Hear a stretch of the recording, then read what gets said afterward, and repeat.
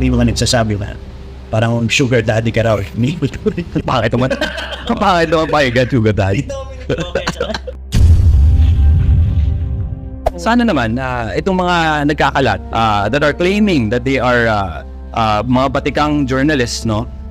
Sana naman ingat din kasi they have a responsibility to the people. Ikong Bong naman, sa'yo naman, iba naman pa to sa issue. Alam naman natin na ambassador si Dominic Roque sa mga clean fuel. Alam mo, kagaya ng sinabi ni Mullet, it's very easy naman to find the truth kung talagang itong mga sinasabi natin mga batikang reporters, journalists, kung gusto nila malaman kung ano ito madaling malaman naman eh. Pero siyempre, kung ang purpose is yung pang-iintriga, then it doesn't matter kung ano yung totoo. Wala naman din katotohanan na binigyan siya ng gasolina. Sabi ko nga sa kaibigan ko, uy, okay to nakakakuha ng libreng advertisement ng clean fuel. Oo. Tinignan ko rin yung followers ni Mayor Bullet. Nakita ko pasikat na siya ngayon. So siguro pagka natapos yung kontrata ni Dom, si Bullet naman endorser dahil sikat na rin eh. Naging viral ang kontrobersyal na issue tungkol sa condominium unit na pagmamay-ari ni Mayor Bullet Haloshos. Ayon sa mga chismis, si Mayor Bullet raw ang sugar daddy ni Dominic Roque. Ano kaya ang masasabi ni Mayor Bullet dito? Isa pang personalidad na nadadamay sa mga chismis ay si Congressman Bong Suntay. Ano ang totoong alegasyon na binigyan raw ng gasoline station si Dominic Roque? Tara, alamin natin ang buong detalye. Panoorin ang buong video. Kumusta mga idol? Mayroon naman tayong bagong chika sa inyo. Bago yan, welcome sa channel ni Mr. JV. Kamakailan sa isang interview, wala raw katotohanan ang chismis na may relasyon si Dapitan City Mayor Bullet Haloshos sa aktor na si Dominic Roque.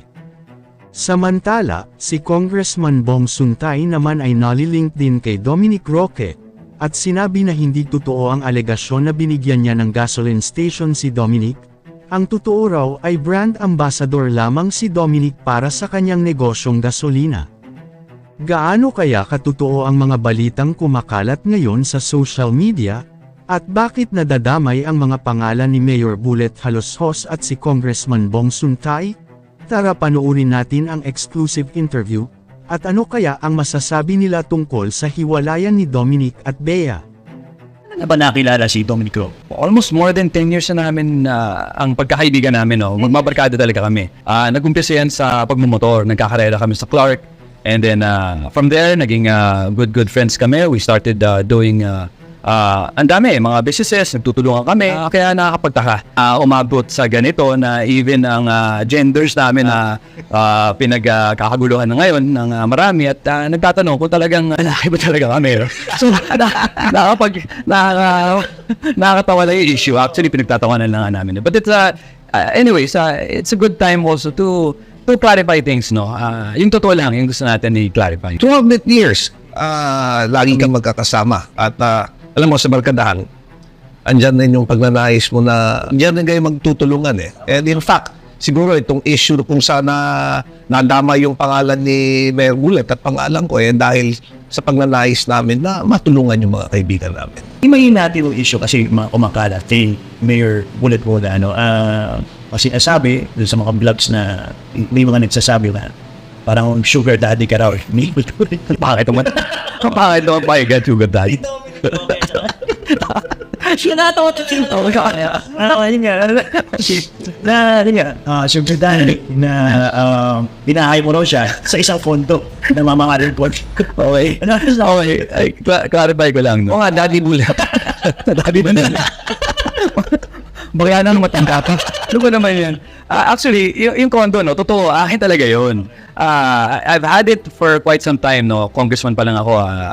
Pre-selling pa nga, nakuha ko yan. Dalawa yan eh. Ginawa ko siyang Airbnb, but because of the pandemic, pinagbawalan kami i-open for Airbnb. And syempre, as a friend, barkada, si Dom asked me if I wanted to have it rented. Hindi ko naman ginagamit kasi I stay in the Pitan City now and I live in Alabang. So, syempre, ipaparent natin sa barkada natin for a good price. And natawa lang ako kung bakit tumalon yung issue from business to binahay na eh. Diba? So, sana naman, itong mga nagkakalat that are claiming that they are mga batikang journalists, no? Sana naman ingat din kasi they have a responsibility to the people na dapat fact-finding. Hindi yung nalaman nila na nasa pangalan ko yung kondo, sugar daddy na ako bigla, di ba? So, hindi ba pwedeng nirent? Hindi ba pwedeng binibenta? There's so many, tumalon ka agad eh. Ang problema doon, sinakyan eh, gina-gaslight nila yung issue eh. And naawa rin kami kay Dom kasi syempre, affected na nga yung tao sa breakup, ilulink pa kami sa kanya. So kami, tinatatawanan lang talaga namin. But at some point, no, kailangan talaga tumigil. And I think these people have to also be reprimanded. No? Kailangan may consequences din yung may batas tayo eh. Pero magkano upahan dito sa... Usually, a unit like mine, siguro 100 plus. O back then Pero ang usapan namin ni Dom, 50% lang provided na ayusin niya. So inayos niya lahat. Yung pinakita niya sa video, totoo yun. Inayos niya from the ground up. Sabi ko, sige, wala akong gagawin Kasi sira-sira na rin siya tumutuklap na yung sahig, pinatiles na niya. Sabi ko, sige bro, ayusin mo. At least wala na akong gastos. At the same time, kumikita pa ako konti. No? So, he was already staying there for almost 3 years Matagal na rin So, yun na, sinakyan pa nila. And sana naman, mas mataas na yung renta ngayon pagkatapos sa 200 yung unit, no? May proof ka ba na talagang binabayaran? Oo naman, nadala ko sa yung text inaano ko siya pare, bayaran mo na yung utang ko. Ganun. And I'd wait for a couple of months before he'd make the deposits. Like, lang, sige lang. No problem, di naman ako nagmamadali. Importante, the place is being rented and hindi siya nasisira. So, wala namang Kasi wala namang Yun na nga. Nowadays, sensitive na ako sa mga usapang ganyan. Kailangan, pati damit ko, kailangan talagang hindi pwedeng mag-pink. Hindi pwede.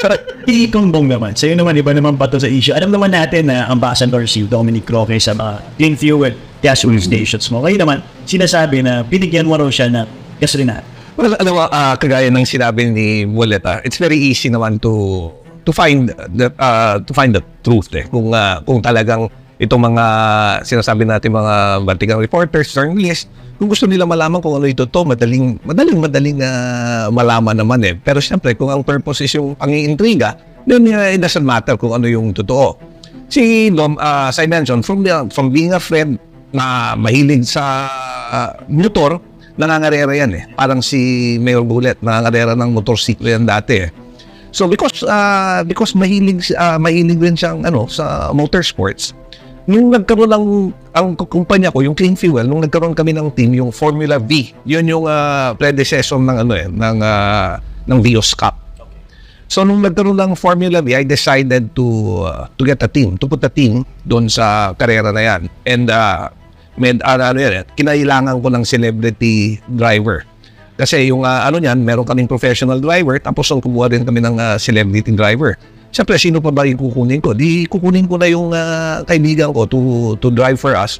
So, dun si Dominic yung naging celebrity driver. And then from there on, dahil alam mo, mabait si Dom, ginawa ko na rin siyang brand ambassador na Clean Fuel. So, hindi lang ngayon yan kung talagang sabi ko kung talagang magre-research lang, makikita nila na as early as 5 years ago, talagang brand ambassador na si Dominic. Nakakagulat nga, yung pinost pa nilang picture, yung contract signing namin ni Dom na kinukuha siya ng endorser. Pero wala naman din katotohanan na binigyan siya ng gasoline na He's present doon sa yung contract signing na yon was yung contract signing between myself as president of Clean Fuel and him as yung aming brand ambassador. Tapos may mga picture na nasa ribbon cutting siya because that's part of his responsibility as brand ambassador of Clean Fuel to attend yung mga ribbon cutting ng Clean Fuel. Kaya ako nung una natatawa, I was taking it lightly. In fact, sabi ko nga sa kaibigan ko, okay to nakakakuha ng libreng advertisement ng Clean Fuel. Oo. Tsaka dumami yung followers ko. Oo. Tinignan ko rin yung followers ni Mayor Bullet. Nakita ko pasikat na siya ngayon. So siguro pagka natapos yung kontrata ni Dom, si Bullet naman dahil sikat na rin Kayo mga idol, ano ang masasabi nyo sa chika topic natin ngayon? At syempre bago tayo magtapos sa ating video, ay inaanyayahan ko kayo na mag-like sa ating Facebook at mag-subscribe na rin sa YouTube, dahil malaking tulong na ito sa pag-grow ng aking channel, upang mas lalo pa ako na magsipag sa pag-upload ng mga videos na kagaya nito. Hindi naman ako nagmamakaawa sa inyo mga idol, pero sana maawa na kayo. Hanggang dito na lang ang ating video, maraming salamat sa inyong pagtambay, bye-bye!